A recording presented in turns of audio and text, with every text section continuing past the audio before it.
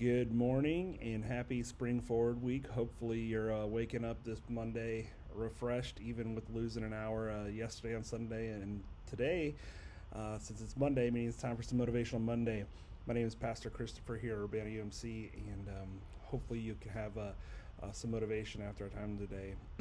We are in week 2 of this series, and we're in week 3 of Lent, but we kind of staggered a weird start due to a unity service. And this week we had talked about the phrase "we had hoped," and it comes from the Gospel of Luke, where two onlookers from the events of the crucifixion were walking home to Emmaus, and Jesus comes and walks beside them, and they don't know it's him.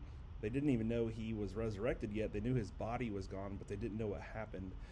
And they have the statement in there that says, "We had hoped he was the one who was going to redeem all of Israel," meaning he was going to save us. He was going to deliver us. He was going to be our Messiah, our King forever.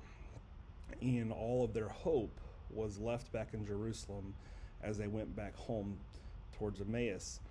I love the theologian N.T. Wright's quote from his book, Surprised by Hope. He says, "Hope is not a wish for something better someday. It is the confident expectation that God's future has already begun in the resurrection of Jesus." And I think we can misplace what hope looks like a lot in our life. We hope we win the lottery. We hope our car starts when we put our key in it. We hope our kids get good grades and go off to college. We can hope.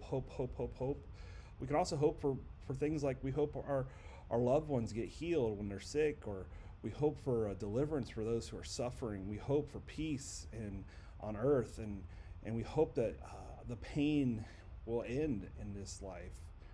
And I think our hope and our expectations or our confidence that we have things in are not always going to look like what we have hope in. But ultimately, I wonder if hope is a person and hope is a resurrection event, like N.T. Wright says here.